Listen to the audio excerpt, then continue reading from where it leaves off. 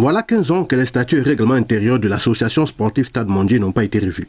À cet effet, une assemblée générale a eu lieu au sein de cette structure sportive afin d'adopter les nouveaux statuts et règlements qui ont été revisités par la commission de révision constituée par les DIT de la commune de Port-Gentil. Une session qui avait la participation du président de cette structure, le maire en charge des sports et bien sûr l'ensemble des encadreurs. C'est unanimement que les nouveaux statuts et règlements ont été votés. Nous avons convoqué une assemblée générale extraordinaire. C'était portant sur la modification des statuts et règlements intérieurs de l'association. Les statuts et les règlements que nous avions ont été élaborés depuis 2004, donc ça fait 15 ans. Et les statuts étaient devenus caducs.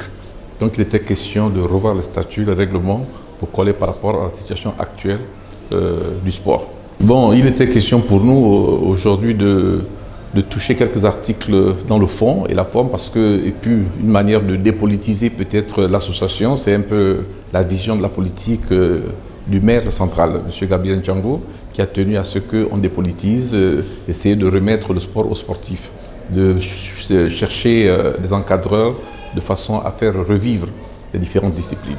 Les statuts et les règlements ont été adoptés à l'unanimité, il n'y a eu aucune abstention. Il n'y a pas le nom, tous les membres, tous les encadreurs présents, du moins toutes les sections étaient représentées, les encadreurs, les responsables techniques ont voté oui pour la révision des statuts et le règlement. Et vous êtes satisfait? Très satisfait. Cette session trouve l'assentiment de certains membres présents à cette assemblée quand on sait que ces statuts n'ont pas été revus depuis plusieurs années. Il en ressort que l'applicabilité de ces statuts est vivement attendue. Disons que les statuts étaient un peu caducs et c'est toujours bien de les revoir pour essayer de faire des aménagements par rapport à ces statuts. Je pense que c'est une très bonne chose, c'est une nouvelle dynamique, c'est un nouveau maire chargé des sports, un nouveau comité directeur, c'est toujours bien. Je pense que les quelques articles qui ont été changés devraient faire en sorte qu'il y ait beaucoup d'aménagements, beaucoup d'améliorations. C'est ce que nous osons tous souhaiter parce que c'est bien de changer des statuts, mais c'est toujours plus important de les appliquer. C'est un peu le plus important, c'est de les appliquer. On peut changer aujourd'hui, c'est bien, nous sommes retrouvés pour les changer, mais nous devrons maintenant les appliquer parce que tout ne suffit pas de les changer. Nous devrons maintenant comprendre que le Stade Mandier est une entité privée. Parce que beaucoup font un peu le mélange entre ces entités privées et ces entités d'État. C'est vrai que notre sponsor, c'est la mairie, avec notre président d'honneur, qui est M. Gabriel Ntchango.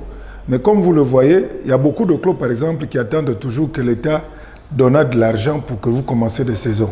Mais lorsque vous êtes privé, l'État devrait vous venir en aide. Moi, je pense que ça devait rentrer dans tout ce cadre, comprendre que nous sommes privés et que si nous voulons être omnisport et être dans les championnats du Gabon, nous devons déjà commencer à nous organiser dans notre maison.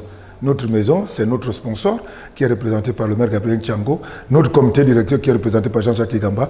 C'est à eux de s'organiser. Rappelons que la session extraordinaire sera organisée dans les prochaines semaines.